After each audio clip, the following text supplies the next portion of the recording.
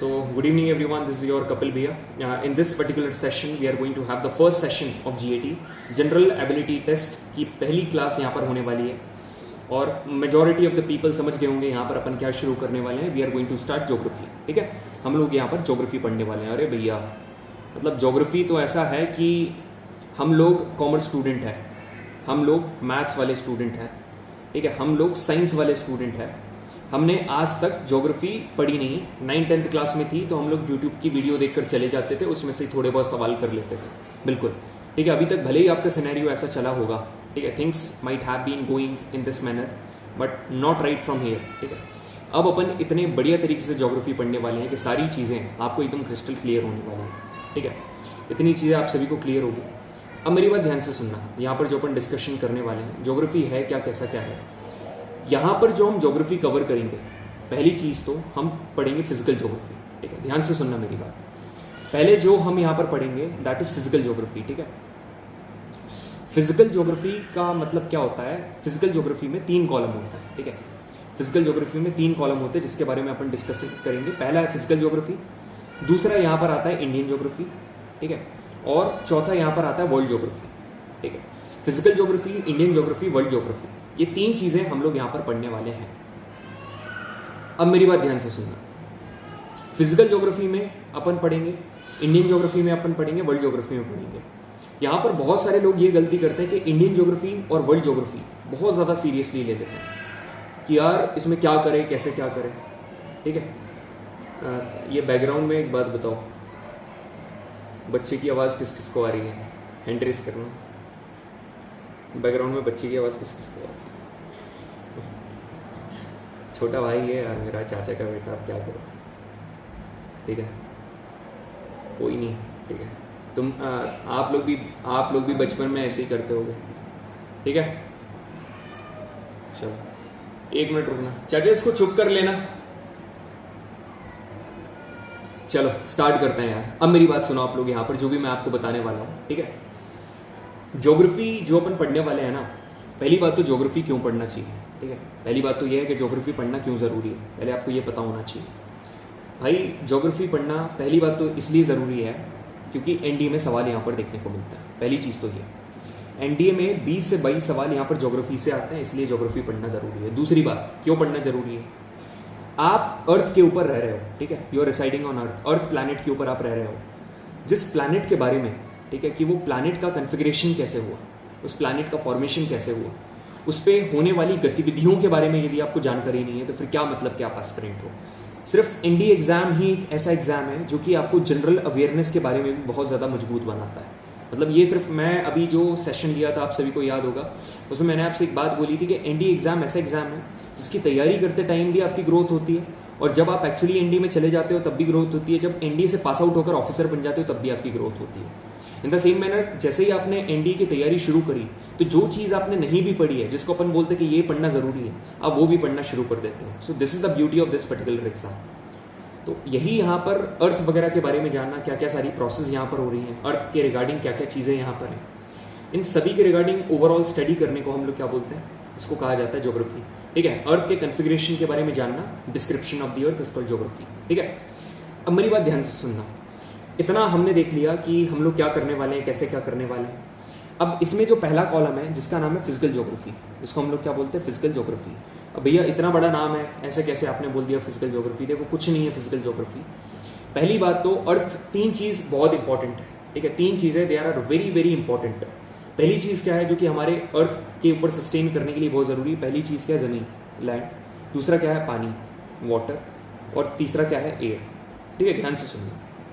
तीसरा क्या है, एयर. पहले तो लैंड है, फिर अपन हवा को कर दे रहे हैं, कैसे भी लिख दो, कोई वो नहीं है, फिर है एयर, और तीसरा क्या है, वाटर. अब मेरी बात ध्यान से सुनना. लैंड हो गया, एयर हो गया, वाटर हो गया, 3 हो गया. अब मेरी बात ध्यान से सुनो. लैंड की स्टडी करने को हम लोग क्या बोलते हैं, geomorphology. This is called geomorphology.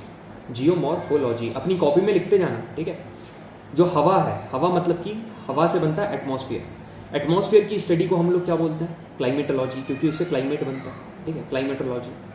Water की स्टडी को हम लोग क्या बोलते हैं, वाटर को बोलते हैं ओशन, तो मतलब ओशनोग्राफी. ये इन्हीं को अच्छे से यदि मैं आपको बताऊं तो ये देखो, ध्यान से सुनना, लैंड से जो बनता है उसको हम लोग बोलते हैं लिथोस्फीयर, आप सभी ने पढ़ा होगा, ये बेसिक तो आपने, इसको हम लोग बोलेंगे लिथोस्फीयर। एयर से जो बनता है इसको हम लोग क्या बोलते हैं? एटमॉस्फेयर। जी सर, इसको हम लोग बोलते हैं एटमॉस्फेयर।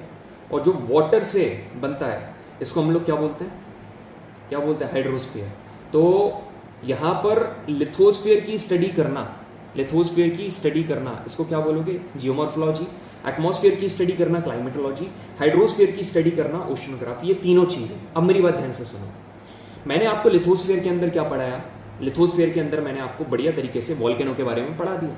सुनना मेरी बात ध्यान से, बहुत गहरी बात बता रहा हूं आपको मैं। देखो, जब तक आपको ये पता नहीं चलेगा कि आप पढ़ क्या रहे हो, ठीक है, जब तक आपको ये पता नहीं चलेगा कि आप पढ़ क्या रहे हो, कोई मतलब नहीं है। तो यहाँ पर यदि आप देखोगे वॉल्केनो, ठीक है, listen to me carefully, volcano, ठीक है। अब यदि आपने यहाँ पर वॉल्केनो पढ़ा, वॉल्केनो मैंने यहाँ पर आपको पढ़ाया कि क्या होता है, कैसे क्या होता है, वेंट होती है, ओपनिंग होती है, मैंने यहाँ पर सब कुछ पढ़ा दिया, सब कुछ पढ़ा दिया। उसी के साथ में मैंने आपको कुछ इंडियन वॉल्केनो के नाम बताए। फॉर एग्जांपल मैंने आपको एक चीज़ बताई, कोई भी, जैसे बैरन आइलैंड का नाम बता दिया। अब फिर मैंने कुछ देर बाद आपको बताया कि माउंट किलेऊ एक जगह पर सिचुएटेड है, ठीक है, कहीं पर सिचुएटेड है। एक यहाँ पर बताया पैसिफिक ओशन में कुछ चीज़ें हैं। तो जब मैंने आपको, लोग क्या करते हैं, अलग अलग आपको क्या कराते हैं, इंडिया की जो ज्योग्राफी बिल्कुल उसको अलग से पढ़ाएंगे। इसमें जो फिजिकल ज्योग्राफी पढ़ी, जैसे लैंड के बारे में आपने पहले जान लिया कि अच्छा ऐसा है, मगर इसका केस इंडिया में क्या है, इसको बोलेंगे इंडियन ज्योग्राफी। हवा और पानी के बारे में आपने पढ़ा, मगर मानसून के बारे में पढ़ा, विंड्स के बारे में पढ़ा, कहाँ पर? यहाँ पर क्लाइमेटोलॉजी में।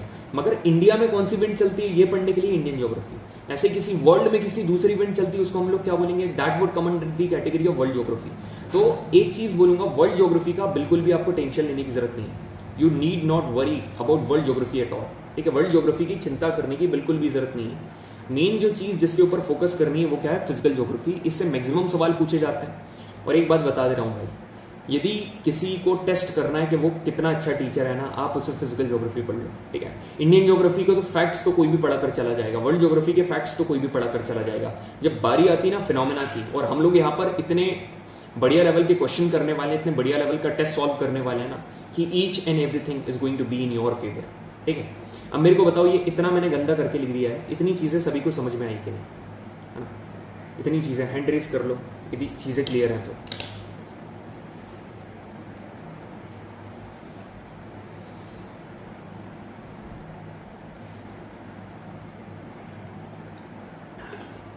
बढ़िया, स्टूडेंट छोड़कर मत चले जाना आखिरी तक, ठीक है। यार पहली बात तो ना, ये है लैपटॉप। दूसरा, ये लैपटॉप ऐसा है कि यहाँ पर आकर यदि सलमान खान भी बैठ जाएगा ना, वो भी आपको काला नज़र आएगा। आपने यूट्यूब पर देखा होगा कितना क्लियर स्क्रीन होती है। दूसरी बात, मैं आपके रिएक्शन ओपन कर दूं क्या? चलो रिएक्शन ओपन कर देते हैं, मगर अननेसेसरी कोई रिएक्ट मत करना, ठीक है। क्लियर करने का बोलूँगा तो ही, ठीक है। अननेसेसरी कोई रिएक्शन नहीं देगा। चलो अब मेरी बात सुनो। अब यदि यहाँ पर केस देखोगे, हियर इफ यू सी, यहाँ पर पर्टिकुलर केस देखोगे, लोकेशन यहाँ पर दूसरी है, जो अपना सेटअप है वो अलग है, यहाँ पर लैपटॉप दूसरा है, तो थोड़ा सा आपको ऊपर नीचे 1-2 दिन देखने को मिल सकता है। बाकी आपको सेटअप वगैरह तो पता है, जो अपनी यूट्यूब की क्लास चलती है, कितना क्लियर आपको सारी चीज़ें दिखती हैं, ठीक है। चलो अब यहाँ पर मेरी बात सुनो, एक बार मेरे को रिएक्ट करके बता दो कितनों ने ये अपनी कॉपी में नोट डाउन कर लिया है, ठीक है। कितने लोगों ने ये चीज़ अपनी कॉपी में नोट डाउन कर ली? बढ़िया भाई, बहुत शानदार, ठीक है। यदि कर लिया है तो वेल एंड गुड, आगे बढ़ते हैं, है ना। अब मेरी बात सुनो, in this session we are going to start climatology, ठीक है। ज्योग्राफी का कॉलम, पहली बात तो अपन एनडी की तैयारी करने जा रहे हैं, ठीक है। ये जो सेशन है एनडी का, ये है जीएटी का। जीएटी का मतलब, एनडी का मतलब नेशनल डिफेंस एकेडमी, जीएटी का मतलब general ability test. General ability test में 50 सवाल इंग्लिश के, ठीक है, 50 सवाल साइंस के, ठीक है, मेन, और 20 सवाल हमारे ज्योग्राफी के, ठीक है। ये प्राइम है। इन 20 सवाल ज्योग्राफी में से, ये जो 20 सवाल है, इसमें से जो 12 सवाल आते हैं वो काहे के आते हैं? फिजिकल ज्योग्राफी के, है ना। 10 से 12 सवाल यहाँ पर फिजिकल ज्योग्राफी के देखने को मिलते हैं। अब ये जो फिजिकल ज्योग्राफी है, इस फिजिकल ज्योग्राफी के जो 12 सवाल हैं, इन 12 सवाल में से, लिसन टू मी केयरफुली, ठीक है, इन 12 सवाल में से यदि आप देखोगे ना, मेन जियोमॉर्फोलॉजी है, क्लाइमेटोलॉजी है और ओशनोग्राफी है। जो प्राइम है वो क्या है, क्लाइमेटोलॉजी, जहाँ से मैक्सिमम क्वेश्चन देखने को मिलते हैं वो क्या है, क्लाइमेटोलॉजी। जो आज अपन पढ़ने वाले हैं, कितने क्वेश्चन, 8 से 9 क्वेश्चन देखने को मिलते हैं। जियोमॉर्फोलॉजी में यदि आप देखोगे कितने क्वेश्चन देखने को मिलते हैं, यहाँ पर क्वेश्चन देखने को मिलेंगे, वेरी करता है, मगर 3 से 4 क्वेश्चन देखने को मिलते हैं। ओशनोग्राफी में कितने क्वेश्चन देखने को मिलते हैं, समथिंग अराउंड 1 या 2, ज़्यादा नहीं, मगर क्लाइमेटोलॉजी में सबसे ज़्यादा क्वेश्चन देखने को मिलेंगे। इतना क्लियर है, बिल्कुल क्लियर है। तो पहले तो मैंने आपको ये क्लियर करवा दिया कि अपन लोग करने क्या वाले हैं भाई, है ना, कर क्या रहा है, उसकी सारी चीज़ें मैंने आपको क्लैरिटी दे दी है कि अच्छा होता क्या है ज्योग्राफी, जियोमॉर्फोलॉजी क्या है, क्लाइमेटोलॉजी क्या है, ओशनोग्राफी क्या है, ये सारी क्लैरिटी मैंने आपको दे दी है। ठीक है, इतना यदि आपको क्लियर है तो अपन स्टार्ट करते हैं। ठीक है, we are going to touch the sky with glory. आपको सभी को पता है ये काय का मोटो है, you know it very well, touch the sky with glory, Indian air force का। यहाँ पर अपन लोग क्लाइमेटोलॉजी पढ़ने वाले हैं। ठीक है, और इतना आप सभी ने देखा होगा, इतना बड़ा इंट्रोडक्शन यूट्यूब वगैरह पर, इतनी ज़्यादा बातचीत यूट्यूब वगैरह पर नहीं हो पाती, इसलिए मैं बोलता हूँ इंटरेक्टिव सेशन। अभी तो ये है, जब आप बैच में एनरोलमेंट कर लोगे ना, जो अपनी दूरियां हैं वो जो अनम्यूट करने वाली वो भी खत्म हो जाएगी। अभी मैं चाह कर भी ना, मतलब मैं चाह रहा हूँ कि आपको अनम्यूट करूँ, मगर मैं आपको अनम्यूट नहीं कर सकता हूँ, कुछ रेस्ट्रिक्शंस हैं यहाँ पर, इसलिए। So gentleman, here you have got a golden opportunity to come back stronger, I hope you will. एक बार हैंड रेज करके बताना, इसके पहले एनडीए का अटेम्प्ट किस किसने दिया? How many of you have given the attempt before this as well?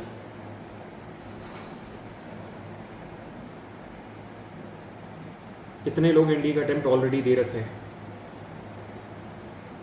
कितने लोग हैं भाई?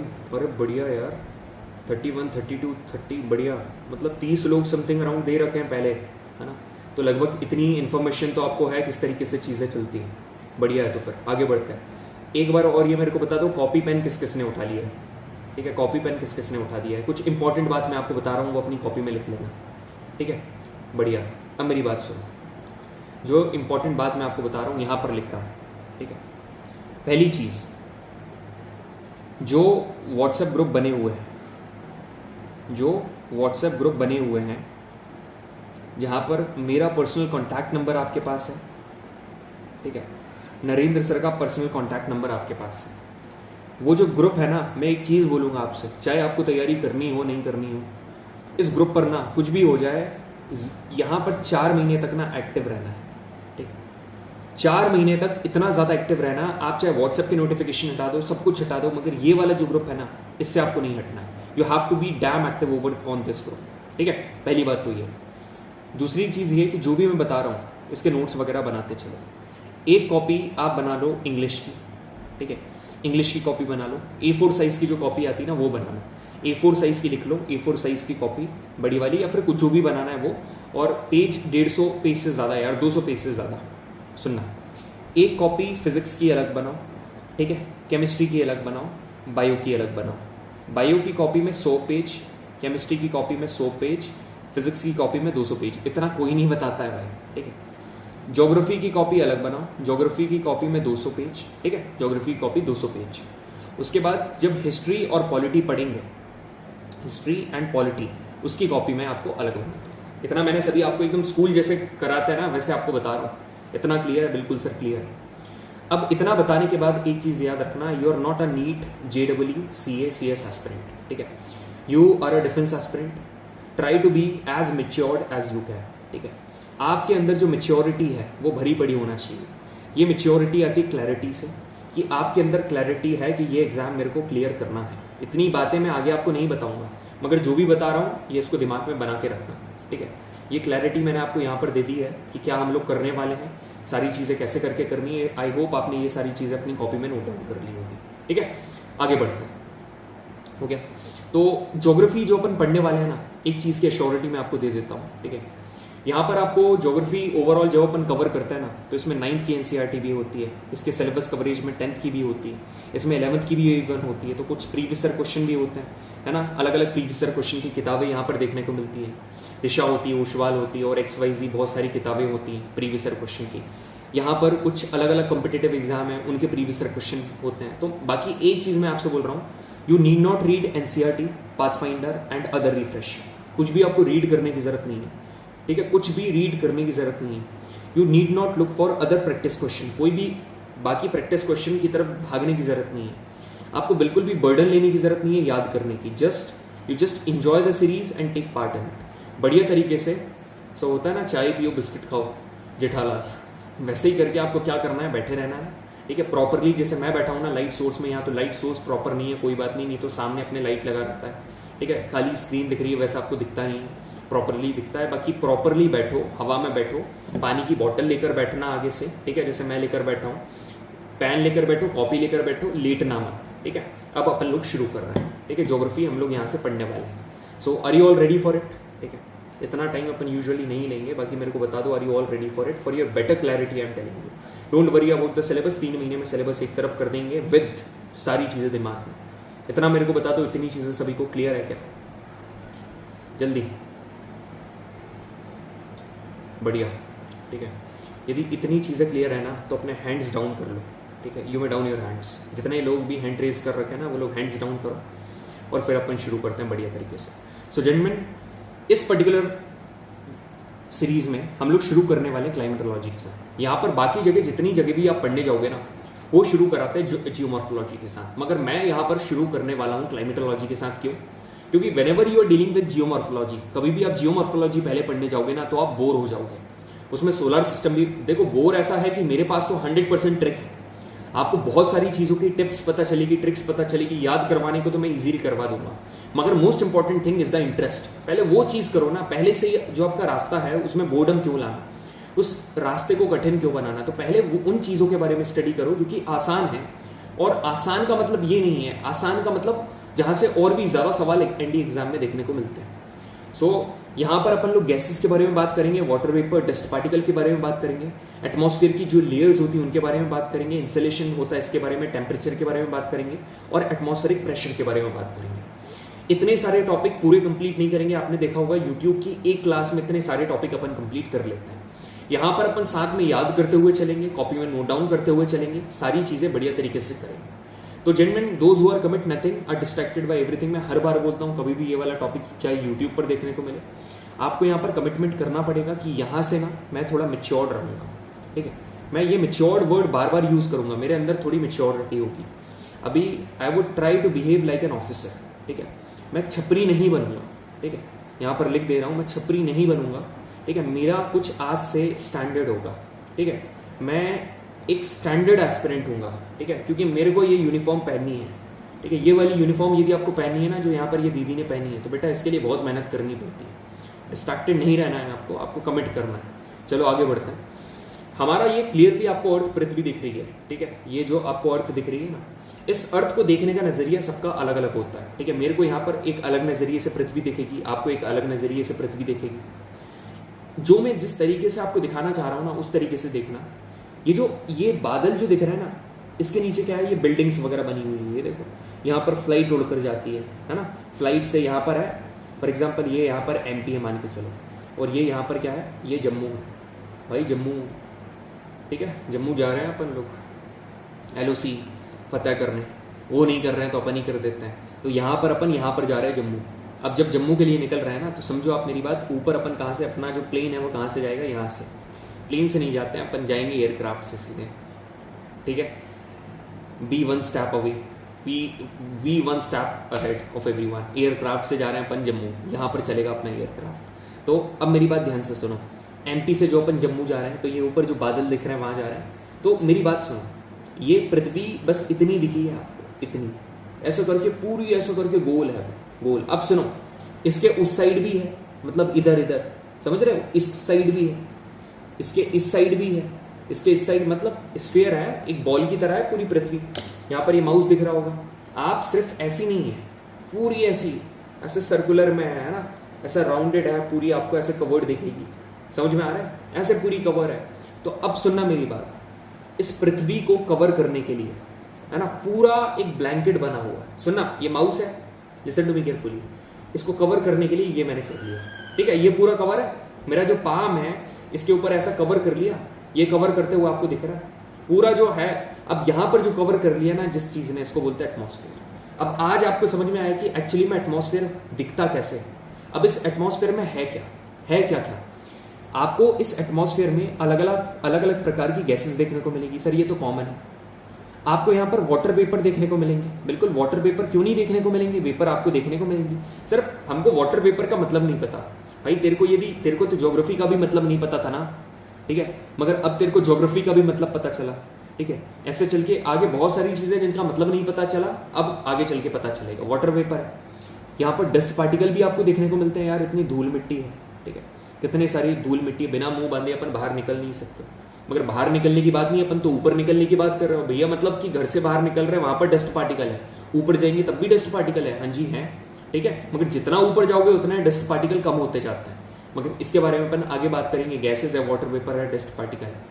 तो पहले देखें, ये एटमॉस्फेयर हमको समझ में आ गया कि एक ब्लैंकेट है जो कि उसको एनवेलप कर रहा है।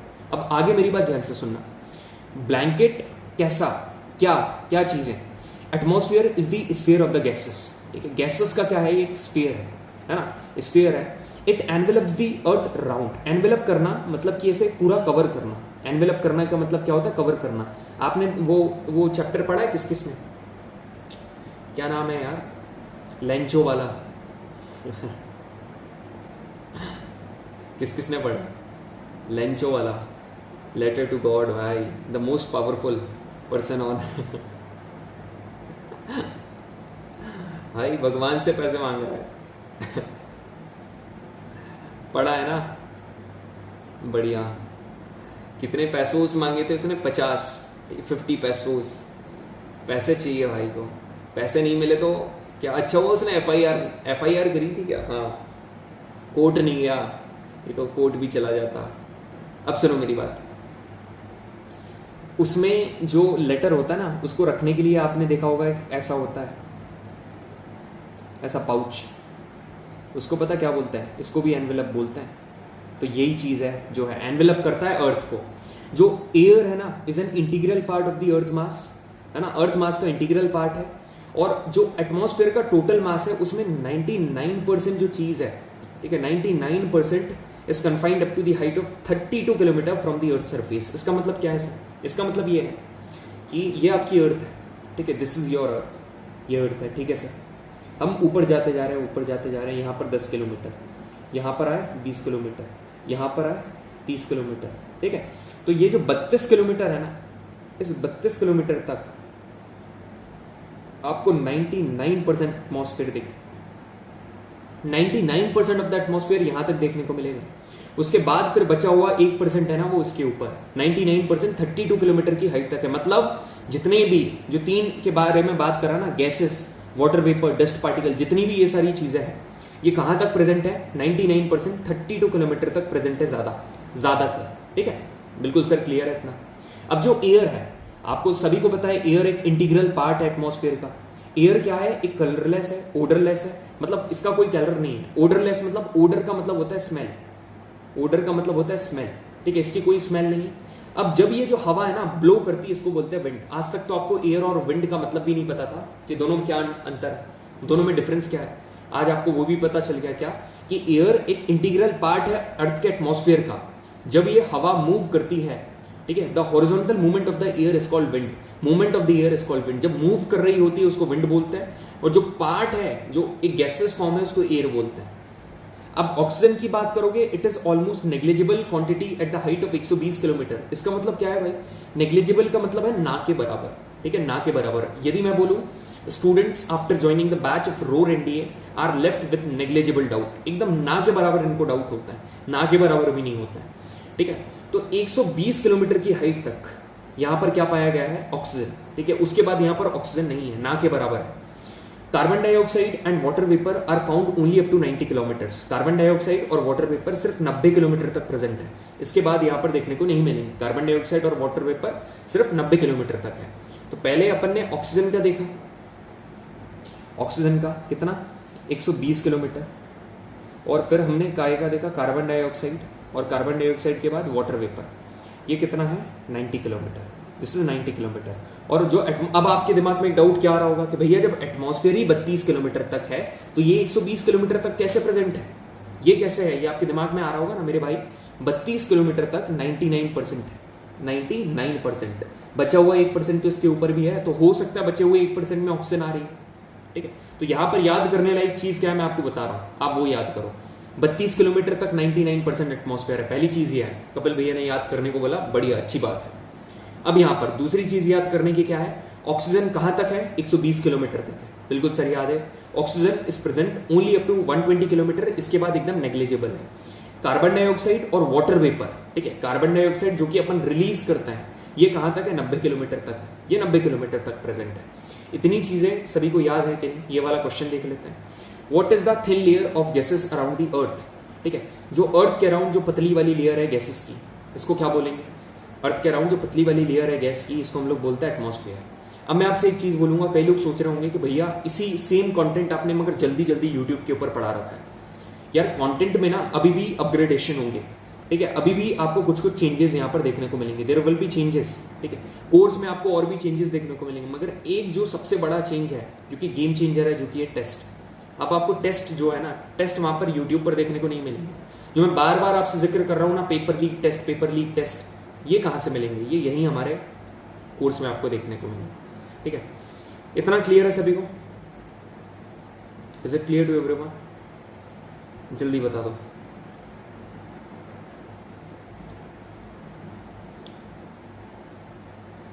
ठीक है, बढ़िया।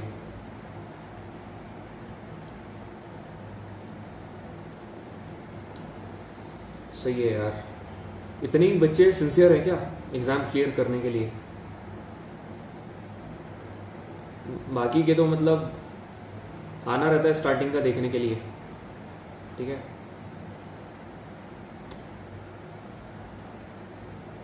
चलो आगे बढ़ते हैं।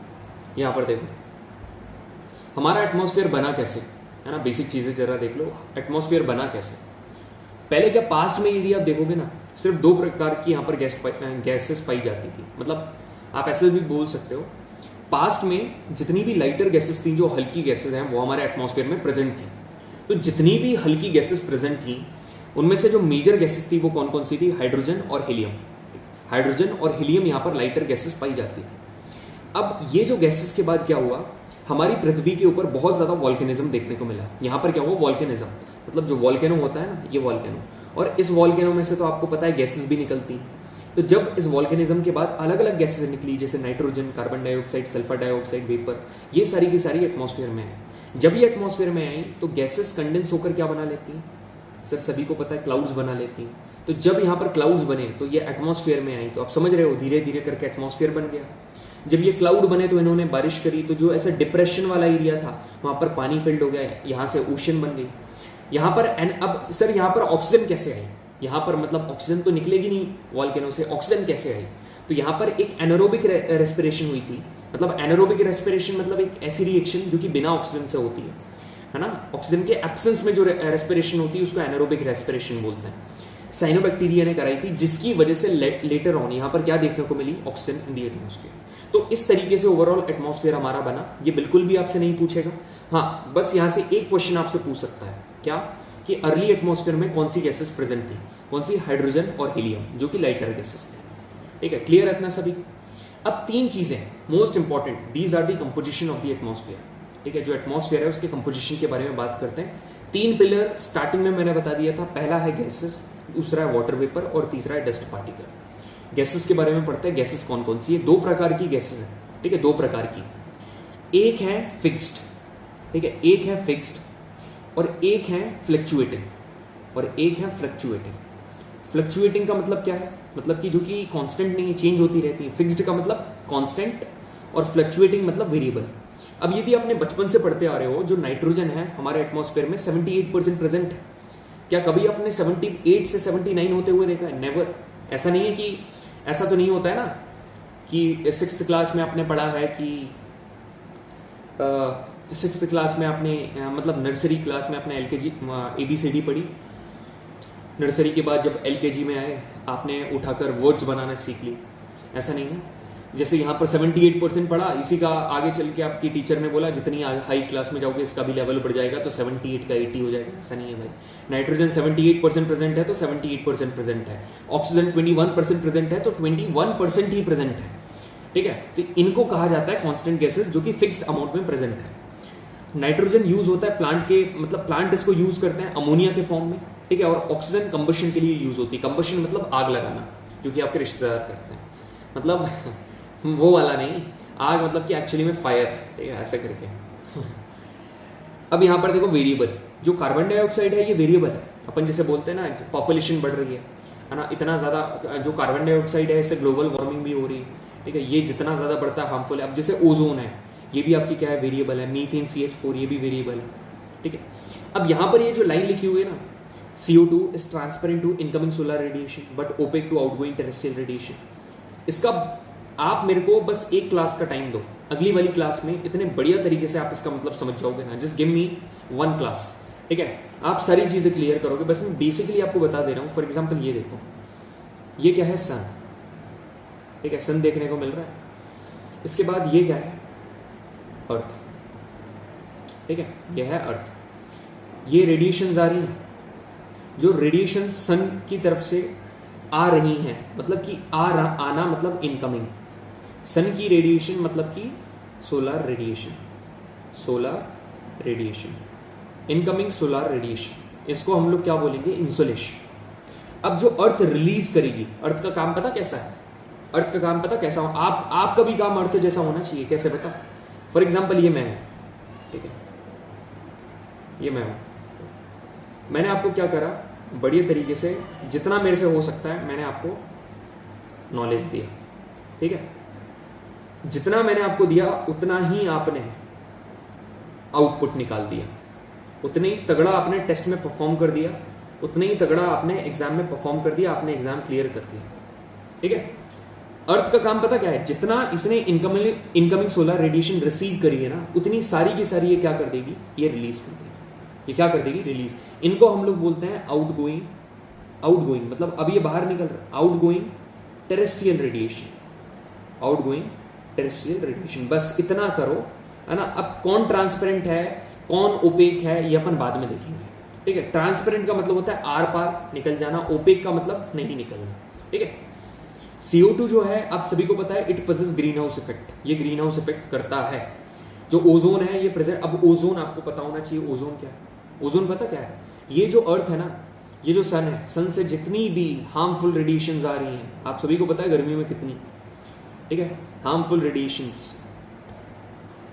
कौन कौन है जो सनस्क्रीन नहीं लगाता है, नहीं लगाते हैं,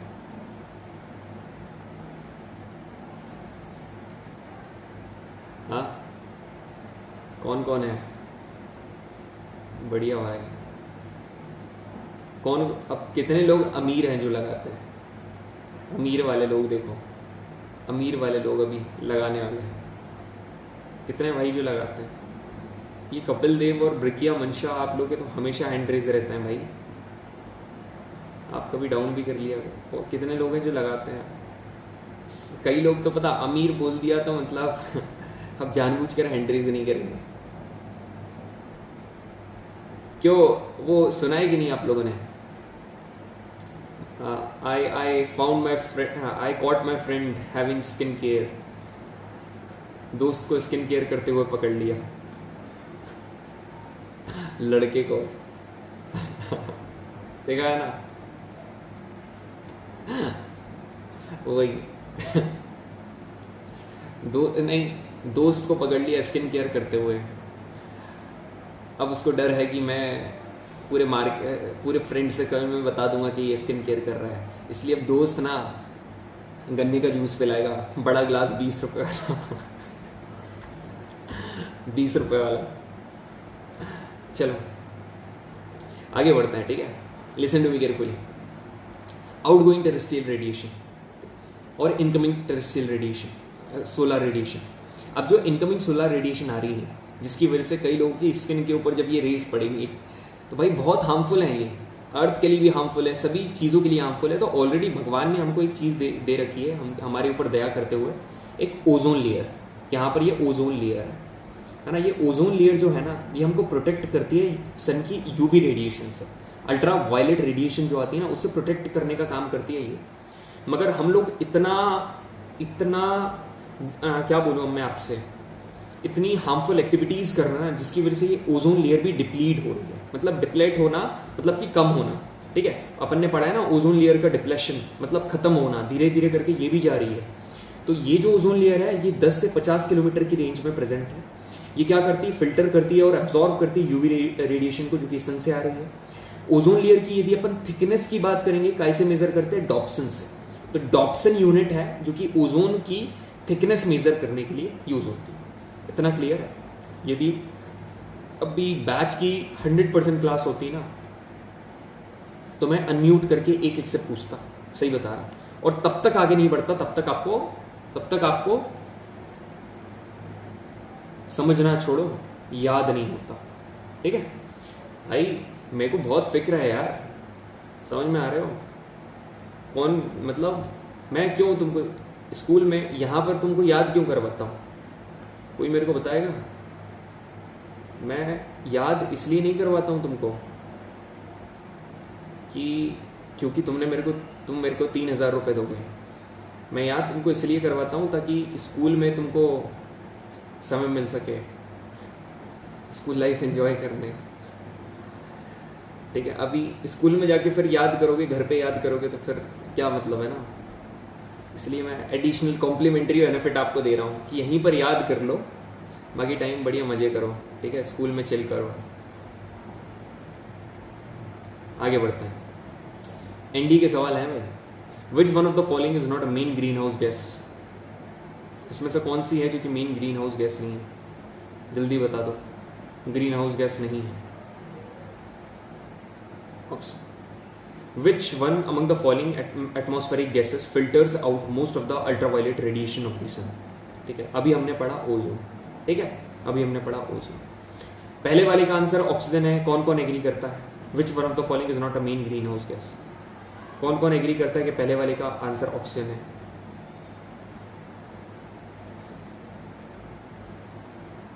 बढ़िया भाई।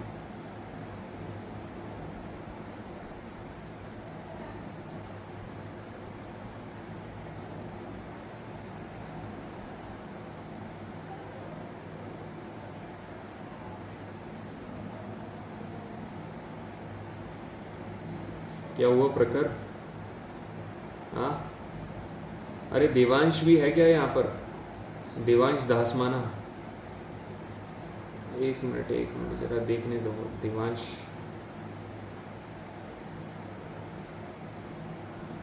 अच्छा देवांश, आप लोग सोच रहे होंगे ये कौन है सर, आपने इस शख्स का अलग से नाम क्यों ले दिया? ये पुराने बैच का स्टूडेंट है, लीडर है तुम्हारा भी। चलो, the atmosphere is a mixture of several gases. ठीक है, बहुत सारी गैसेस का मिक्सचर है atmosphere. Near the earth surface it contains mainly, मतलब एटमॉस्फेयर में बहुत सारी गैसेस प्रेजेंट है। समझो, एक बात मैं आपसे बोल रहा हूं, learn from the questions as well. ठीक है, यहां पर क्या बोला है? Atmosphere is the mixture of gases. तो भाई यही तो एटमॉस्फेयर की definition. Near the earth surface कौन कौन सी गैसेस हैं वो ज्यादा होती हैं। ठीक है, ज्यादा कौन कौन सी होती हैं? नाइट्रोजन 78% और ऑक्सीजन 21%। सही बात है, यही है। कार्बन डाइऑक्साइड तो 0 पॉइंट कुछ में है, 0.004 आई थिंक, जहां तक याद है। The most abundant gas in the earth atmosphere, सबसे ज्यादा पाए जाने वाला भाई यही है, नाइट्रोजन 78%। इनको अरेंज करेंगे तो आप कॉमन सेंस लगाओ, जहां पर यहां भी नाइट्रोजन है, यहां भी नाइट्रोजन है, यहां भी नाइट्रोजन, तो यहां भी जहां पर नाइट्रोजन, डिसेंडिंग ऑर्डर पूछ रहा है, मतलब कि देखो असेंडिंग और डिसेंडिंग में जिसको भी कंफ्यूजन होता है ना, अपन जैसे ABCD पढ़ते हैं ना, ABCD, तो अपन क्या कर रहे हैं? बढ़ते जा रहे हैं, आगे बढ़ते जा रहे हैं, आगे बढ़ते जा रहे हैं। ठीक है, उसी तरीके से असेंडिंग AS ऐसे शुरू हो रहा है ना, यहां पर भी बढ़ेंगे। डिसेंडिंग मतलब कि कम होना, मतलब पहले ज्यादा होना, तो ज्यादा तो यहाँ पर नाइट्रोजन में ज्यादा है ना, तो option number A is correct. क्योंकि नाइट्रोजन कितना परसेंट प्रेजेंट है?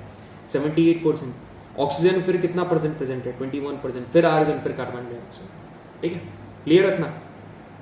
हाँ जी सर, क्लियर है। अर्थ का जो अपना टेम्परेचर है ना, वो काफी स्टेबल है। पता है आपको, अर्थ का जो टेम्परेचर है बहुत स्टेबल है, क्योंकि वी आर सराउंडेड बाय, हमको सराउंड कर रखा है एटमॉस्फेयर ने, जो कि अलाउ करता है right amount of sunlight into warm the earth. अब यदि आपसे पूछ लिया आपके फादर ने कि आपने क्या पढ़ा, आप क्या बोलोगे? सर एटमॉस्फेयर पढ़ा है। पापा को सर बोल दिया। ठीक है, पापा खुश। ठीक है, सर बोल दिया भाई, ठीक है सर, एटमॉस्फेयर पढ़ा है। अब पूछ लिया कि एटमॉस्फेयर क्या होता है, व्हाट, वाई, हाउ, ठीक है, कैसे बना, क्यों ज़रूरी है, व्हाट क्या होता है, इतना पूछ लिया आपसे। व्हाट तो मैंने आपको बता दिया, वाई क्यों है, पता क्यों है, क्योंकि भाई अर्थ का एटमॉस्फेयर हार्मफुल रेडिएशन से बचाता है। यदि एटमॉस्फेयर नहीं होता ना तो वो जो हार्मफुल रेडिएशन है अर्थ का टेम्परेचर इतना बढ़ा देती ना कि अर्थ का ऑलरेडी अपना एक टेम्परेचर है, अर्थ इतनी ज़्यादा हीटअप है, अर्थ में कोर है, उसका टेम्परेचर इतना ज़्यादा है, यदि उसका सरफेस भी ज़्यादा गर्म हो जाता ना तो अर्थ स्टेबल ही नहीं रह पाती। अर्थ के एटमॉस्फेयर की वजह से, अर्थ के ब्लैंकेट की वजह से अर्थ का जो टेम्परेचर है वो कितना है, स्टेबल है। ये एक उसका रीज़न है। Which one of the following noble gas is not present in air, air में कौन सा प्रेजेंट नहीं है, इसका आंसर आप मेरे को बताना कल। और सुनो, इसके साथ इनके याद करके आना, होमवर्क दे रहा हूँ, एटॉमिक नंबर याद करके आना। इसमें से एक लाइटेस्ट है और एक सेकंड लाइटेस्ट है, वो भी याद करके आना। एक रैमसे नाम के बंदे हैं, उन्होंने डिस्कवर करी है, वो भी जानकर आना कि कौन सी है, ठीक है। ये सब जानकर आना कि कौन कौन सी है। ये होमवर्क है आपका, बस एक सवाल होमवर्क दे रहा हूँ। Which one of the following is the permanent gas in the atmosphere. Permanent क्या है, आपने तो पढ़ा ही नहीं, आपने कांस्टेंट पढ़ा है, वेरिएबल पढ़ा है मेरी जान। कांस्टेंट का ही मतलब परमानेंट होता है, कांस्टेंट का मतलब ही परमानेंट होता है। और कांस्टेंट कौन सी है, आप नाइट्रोजन उठा लो, 78% परमानेंट है। और क्या परमानेंट है बता दिया, ठीक है। While attempting so many question of this slide, मजा आ रहा है। जूस कहाँ है मेरा, और जूस कौन सा है ये, जूस कौन सा है ये मेरा, बताओ। गन्ने का जूस ठीक है। मजा आ रहा है कि नहीं पढ़ने में, बताओ आप लोग। आर यू फीलिंग गुड और नॉट?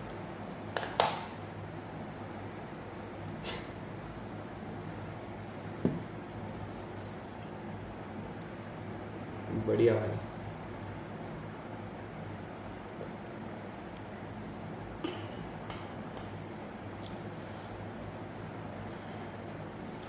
प्रखर श्रीवास्तव बढ़िया हंस रहे हैं,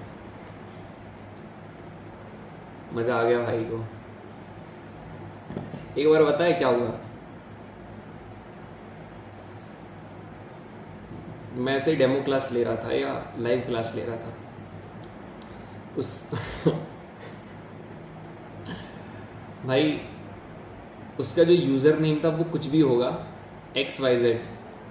मैं बोल रहा हूँ XYZ आंसर नहीं, XYZ क्लियर हुआ कि नहीं, ठीक है। XYZ ये वो ठीक है, सब क्लियर है भाई। आखिरी में जाके मैं बहुत पोलाइटली उससे बोल रहा हूँ XYZ आप बताइए आपको क्लियर हुआ कि नहीं, XYZ बताइए, ठीक है। यूजुअली मैं सभी से, बच्चों से, ठीक है, लॉन्डो से तो तू करके बात करता हूँ मैं, ठीक है, मगर क्या पता मैं XYZ से आप करके बात कर रहा था, ठीक है। आखिरी में क्लास के बाद कॉल करके बोलता भैया वो XYZ मेरे पापा का नाम है मेरे पापा की जीमेल आईडी से मैंने आपकी क्लास ली थी, मेरा नाम तो ये है। बोलता बाकी भैया मेरे को बुरा नहीं लगा ठीक है। चलो, वाटर वेपर, अब अपन ने ऊपर तो पढ़ लिया वाटर वेपर है क्या। देखो मैं आपको एक चीज बता रहा हूँ, ठीक है। सॉलिड का एक होता है सॉलिड, जब तूने क्या करा, सॉलिड का टेम्परेचर बढ़ाया, ठीक है। सॉलिड का मतलब बर्फ है यार, तूने बर्फ को हीट करा, तो बर्फ हीट करके क्या बन जाएगा सर, बर्फ को जब आपने हीट करा ना तो बन जाएगा पानी, लिक्विड, ठीक है सर। अब तूने लिक्विड को भी हीट कर दिया, टेम्परेचर बढ़ा दिया, अब क्या बन जाएगा, गैसेस। तो लिक्विड को गैस में चेंज करने की प्रोसेस को हम लोग बोलते हैं वेपराइजेशन। क्या बोलते हैं, वेपराइजेशन, याद रखना इसको, क्या बोलते हैं, वेपराइजेशन। और गैस को लिक्विड में चेंज करने की प्रोसेस को हम लोग क्या बोलते हैं। देखो यार मेरा ऐसा है ना, मैं ना ज़्यादा सीरियस होता हूँ, ठीक है, ना ज़्यादा कैजुअल होता हूँ। I know very well how to maintain my self respect and I know very well how to be casual with my student. तो पढ़ाई के टाइम पर पढ़ाई, एंटरटेनमेंट के टाइम पर एंटरटेनमेंट, ठीक है, याद रखना मेरी बात को।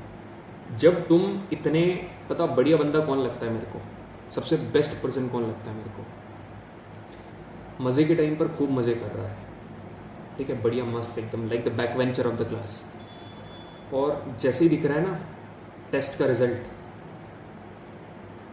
रिजल्ट तो कैसे मार्क्स आने चाहिए? जैसे रेंच हो गया टॉप सीधा, शॉक, पब्लिक ही शॉक, भाई ये क्या क्लास में तो एकदम मजे कर रहा था और इधर टॉप कर दिया। अब वो तुम्ही को पता होता है कैसे। This is actually the sigma personality, ठीक है, एकदम टॉप नॉच, ठीक है।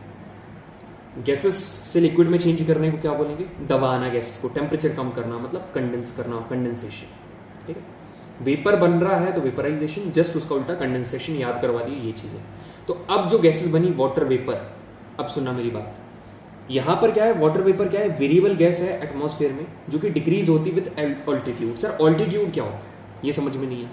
लैटिट्यूड, लॉन्जिट्यूड, ऑल्टीट्यूड ये क्या होते हैं? देखो मैं आपको बता रहा हूं, जो लैटिट्यूड और लॉन्जिट्यूड है उनकी कहानी अलग है, उनको यहां कंपेयर मत करो। ये अर्थ है, जो लेटी हुई लाइंस है जो प्रेजेंट है, कुछ अभी निहत्ते गवार लोग लेट कर पढ़ रहे होंगे एकदम ऐसे करके, ठीक है, उनको क्या बोलते हैं? लैटिट्यूड्स। और जो ऐसी बनी हुई है इनको हम लोग क्या बोलते हैं? लॉन्जिट्यूड्स। ये अलग एक एस्पेक्ट है। मगर यदि अपन बात करेंगे ऑल्टीट्यूड का, तो ऑल्टीट्यूड का मतलब होता है जेंटलमैन हाइट। ऑल्टीट्यूड का मतलब क्या होता है? हाइट। तो हाइट के बढ़ने से, लिसन टू मी केयरफुली, बहुत इंपॉर्टेंट लाइन है, हाइट के बढ़ने से जो वेपर है ये क्या होती है? कम होती है। वाटर वेपर क्या होती है? कम होती है। हाइट के बढ़ने से वाटर वेपर कम होती है। तो वेरिएबल गैस है एटमॉस्फेयर में जो कि डिक्रीज होती है विद ऑल्टीट्यूड। मेरी बात सुनो, पूरे एटमॉस्फेयर का 0 से 5% वॉल्यूम कौन ऑक्यूपाई करता है? Water vapour. कौन ऑक्यूपाई करता है? Water vapour. Up to 5 kilometre, ठीक है, 5 किलोमीटर तक ये 90% प्रेजेंट है। 5 किलोमीटर तक की हाइट ये 90% प्रेजेंट है। कौन? Water vapour. क्लियर है इतना? हाँ जी सर क्लियर है। तो 90%। अब मैं आपसे एक क्वेश्चन पूछूं, है ना, बस हैंड रेज कर देना किस किस को पता है। एक क्वेश्चन पूछ रहा हूं, ऑप्शन भी दूंगा। CO2, ऑक्सीजन, वेपर, ठीक है, या मीथेन। 120 किलोमीटर के बाद कौन सी चीज एकदम नेग्लिजिबल है? 120 किलोमीटर के बाद कितने लोगों को आंसर पता है? बस हैंड रेज कर दो।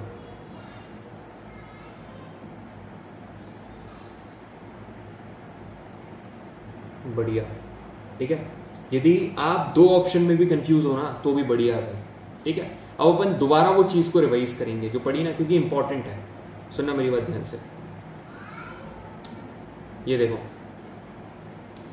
120 किलोमीटर के बाद ऑक्सीजन इज ऑलमोस्ट नेग्लिजिबल, ठीक है। 120 किलोमीटर के बाद ऑक्सीजन इज ऑलमोस्ट नेग्लिजिबल। जो ऑक्सीजन है वो टोटली नेग्लिजिबल प्रेजेंट है, ठीक है, मतलब वो ज्यादा प्रेजेंट नहीं है। अब वाटर वेपर आएगी कैसे? It is mostly received by evaporation process. Sir evaporation process और वेपराइजेशन में क्या अंतर है? एक बहुत बड़ा क्वेश्चन है। वेपराइजेशन में आप टेम्परेचर बढ़ाते हो, ठीक है, आपको बॉइलिंग पॉइंट तक पहुंचना पड़ेगा। But when we are talking about air, जब अपन इवेपोरेशन की बात करेंगे ना, यहाँ पर without reaching to its boiling point, अपन क्या बोलते हैं? इवेपोरेशन की अपनी डेफिनेशन पड़ी हुई है। Evaporation refers to the process in which liquid gets converted into gases without reaching to its boiling point. Boiling point पर नहीं पहुंचता है। तो ये जो इवेपोरेशन प्रोसेस है इसके थ्रू यहाँ पर वाटर वेपर देखने को मिलता है, ठीक है। अब वाटर वेपर देखो, आप सभी को बताया, आप एक बात बताओ, जहां पर टेम्परेचर ज्यादा होगा वहां पर क्या ज्यादा होगा? इवेपोरेशन ज्यादा होगा। और जहां पर इवेपोरेशन ज्यादा होगा वहां पर वेपर ज्यादा होगी। टेम्परेचर कहां पर ज्यादा होता है? लैटिट्यूड के पास ज्यादा होता है ना, ऊपर तो पोल है, मतलब लो लैटिट्यूड पर ज्यादा होगा ना। सर समझ में नहीं आया? अरे मेरे भाई ये देख, ये यहाँ एक ऑप्शन है, ये तो पोल है ना, पोल्स पर तो ठंडा है एकदम, यहाँ पर हीट ज्यादा है, तो it decreases from equator towards the pole.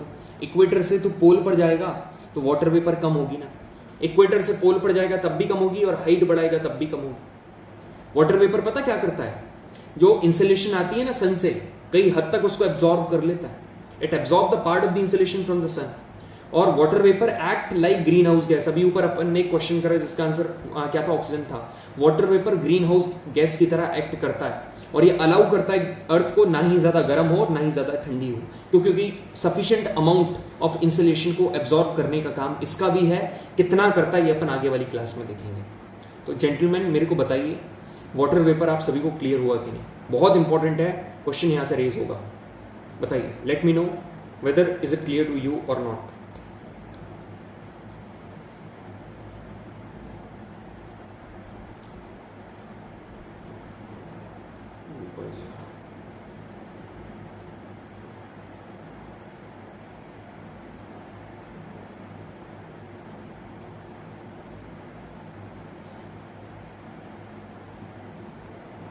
Great, बढ़िया यार, सही है।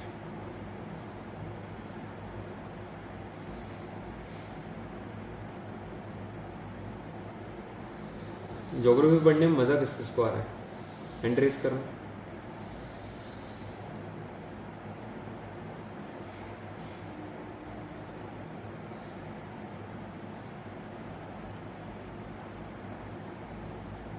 जिसको नहीं आ रहा है और आ जाएगा आगे, ठीक है, आ जाएगा। जिसको मज़ा नहीं आ रहा है आगे और आ जाएगा, चिंता मत करो, ठीक है। एक लाइन है ना, मैं सुनाऊंगा आपको कभी। अभी घर पे बैठा हूँ, ठीक है, इधर यहाँ सुना दी तो घर वाले बोलेंगे पढ़ा रहे हो या लाइन सुना, इसलिए अभी नहीं, ठीक है। नेक्स्ट जब अपन स्टूडियो पर अपने बैठे रहेंगे तब बढ़िया, ठीक है, चिंता मत करो। बेटा नंबर टेस्ट में नहीं मिले ना तो सोच लेना मेरे से बेकार भी कोई नहीं है, ठीक है। अच्छा भी मेरे उस केस में कोई नहीं है और बेकार भी कोई नहीं है। डस्ट पार्टिकल, ठीक है। डस्ट पार्टिकल क्या है? डस्ट पार्टिकल का मतलब है धूल मिट्टी, ठीक है, खाई है ना बचपन में। ये डस्ट पार्टिकल सी सॉल्ट से निकलते हैं, फाइन सॉइल है ना, स्मोक का सूट, ऐश, पॉलन, डस्ट और disintegrated particle of the Mateo. और याद रखना, चाहे वाटर वेपर उठाओ, सुनो, लिसन टू मी केयरफुली, ये अर्थ है, इसके लेयर्स हैं, ऐसे कर करके कर करके कर करके। जो डस्ट पार्टिकल है, वाटर वेपर है, वो ज़्यादा आपको यहाँ पर मौजूद मिलेंगे, यहाँ पर, ठीक है। जो लोअर लेयर्स है ना ऑफ द एटमॉस्फेयर, यहाँ पर आपको हाईली कंसेंट्रेशन का देखने को मिलेगा डस्ट पार्टिकल का। अब एक बढ़िया चीज़ बताऊँ मैं आपको, एकदम शानदार, मज़ा आ जाएगा। ये आपने यदि फैमिली मेम्बर्स के सामने बोल दिया ना, है ना, वो होता है ना कि गलती से कस्टमर केयर वाली बंदी से इंग्लिश में बात कर ली घर वालों के सामने अब घर वाले जायदाद नाम करने को कह रहे हैं ठीक है, भले ही गलत बात करी वो पूछ रही कि या how can I help you, what the problem you facing, ठीक है, could you please tell me your name and the address where you belong to, ठीक है। और आप चालू हो गए, I am coming from XYZ school, हमारा school is announcing annual function चलो, डस्ट पार्टिकल, ठीक है। अब मेरी बात सुनो, बढ़िया चीज़ बता रहा हूँ, ये बता दी ना पेरेंट्स को, भाई ये एक डस्ट है, सुनना ध्यान से, बढ़िया बात बता रहा हूँ, ध्यान से सुनना। ये है ना, ये क्या है, एक डस्ट का पार्टिकल है, ज़्यादा कोई बड़ा नहीं है, छोटा मोटा एक डस्ट का पार्टिकल है, ठीक है सर। तो आप लिख दो इसको डस्ट का पार्टिकल, ठीक है सर, डस्ट का पार्टिकल। इसके अराउंड वाटर वेपर आकर क्या हो रही है, इकट्ठी हो रही है, ठीक है। सुनना ध्यान से, वाटर वेपर आकर इसको सराउंड कर रही है। वाटर वेपर इज ग्रेजुअली इसको ऐसे कवर कर रही है, सराउंड कर रही है, ध्यान से सुनना, कर रही है। इसने इतना सराउंड कर लिया कि ये क्या बन गया, ये डस्ट पार्टिकल नहीं है, अब ये क्या बन गया, क्लाउड।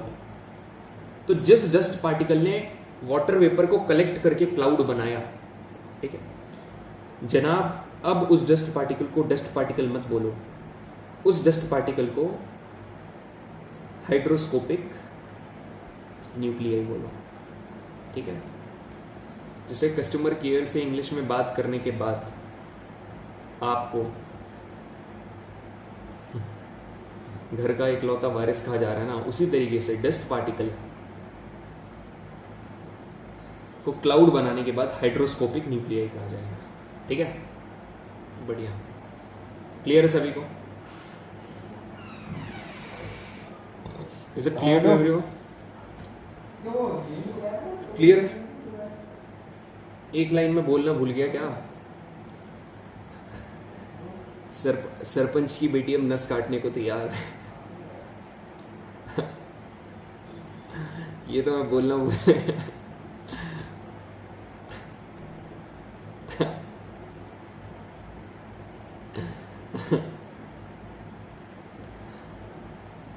सही है।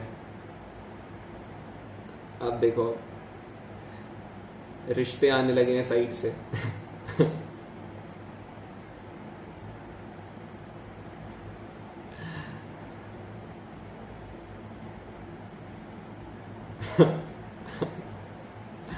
गांव में एनसीसी की यूनिफॉर्म पहनकर चला गया, गांव वाले लेफ्टिनेंट समझ रहे हैं।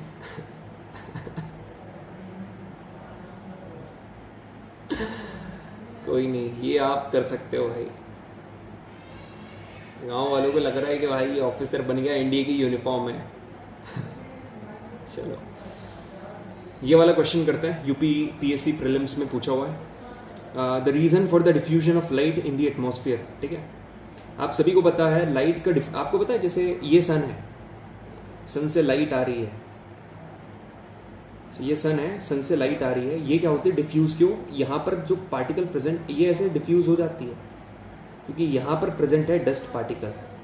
इन्हीं डस्ट पार्टिकल की वजह से क्या होता है? Scattering of light. आपने पढ़ा होगा क्या होता है? Scattering of light. तो डस्ट पार्टिकल की वजह से जो लाइट है ये क्या हो जाती है? डिफ्यूज हो जाती है। क्लियर? बस आज इतने ही पढ़ेंगे, कल लेयर ऑफ द एटमॉस्फेयर देखेंगे। कोई डाउट वगैरह है क्या जनाब? हाँ सचिव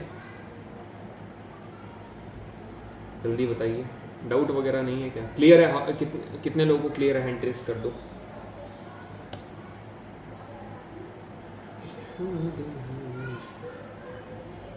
ठीक है, बढ़िया यार, ठीक है, बहुत बढ़िया। भाई ये बंदे को मेरे को समझ में नहीं आ रहा है ये शॉकिंग रिएक्शन क्यों दे रहा है। एक जो अब भी दे रहा है ना, मतलब थोड़ा तो कॉमन सेंस होना चाहिए। अब यहाँ पर ये शॉकिंग रिएक्शन देने, या तो आप थम्सअप दो, या समझ में नहीं आ रहा है तो ऐसा करो। मतलब ना थम्सअप, ठीक है, ना रूह अफ़ज़ा, ना कोक, कुछ तो ले मेरे भाई। या सीधे लिकर कार्ड कैंटीन का। देवांश धासमाना, ये हमारी क्लास में है एक शख्स, है कि नहीं? हैंड रेज करना जरा। देवांश धासमाना, ये बंदा कहाँ है कि गया? जल्दी से। देवांश धासमाना दिख नहीं रहे हैं। देवांश धासमाना फौज ज्वाइन करना चाहते हैं सिर्फ एक लिकर कार्ड के लिए। तस्करी करेगा उस शराब की, बहुत अमीर बन जाएगा। चलो बढ़िया है, ठीक है। सो जेंटलमैन, सेशन में मज़ा आया कि नहीं आप लोगों को बता दो एक बार, है ना? मज़ा इन द सेंस कि मैं मीम की बात नहीं कर रहा हूँ, मैं बात कर रहा हूँ कि जो चीज़ मैंने पढ़ाई वो आपको समझ में आएगी नहीं, ठीक है? जो चीज़ मैंने आपको पढ़ाई वो सारी चीज़ें क्लियर है कि नहीं, समझ में आएगी नहीं? कैमरा फेस बताओ। याद होना चाहिए जो भी चीज़ मैंने बताई। कल की क्लास में अपन मिलते हैं फिर।